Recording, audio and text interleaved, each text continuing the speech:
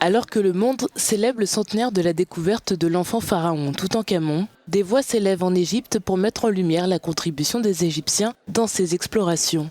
Regrettant l'absence des petites mains égyptiennes des récits de la révélation des secrets des pharaons, les Égyptiens désirent se réapproprier leur histoire. Ceux qui ont documenté l'ancienne civilisation égyptienne sont des étrangers. Donc nous devons comprendre que leurs écrits ont eu lieu à l'époque du colonialisme et du racisme. C'est pourquoi il y a une sorte de soi-disant blanchiment créant un récit historique blanc.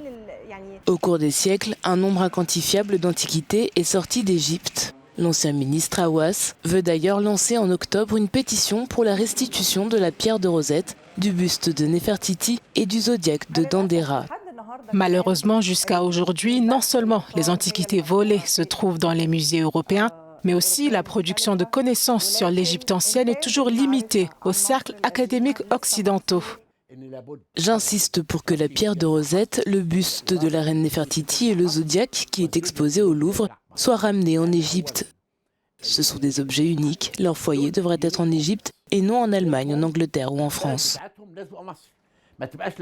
En 1962, l'archéologue britannique Howard Carter inspecte le sarcophage de Toutankhamon, accompagné d'un membre égyptien de son équipe, sans nom, accroupi dans l'ombre, immortalisé par une photo emblématique de l'époque. Cette scène illustre, selon les experts, 2 siècles d'égyptologie où les récits de brillants explorateurs étrangers découvrant les secrets des pharaons se multiplient.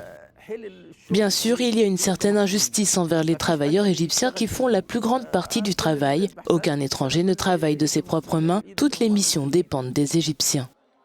Le monde célèbre également le 200e anniversaire du déchiffrage de la pierre de Rosette par le français Jean-François Champollion en 1822. Il a permis de découvrir les anciens hiéroglyphes.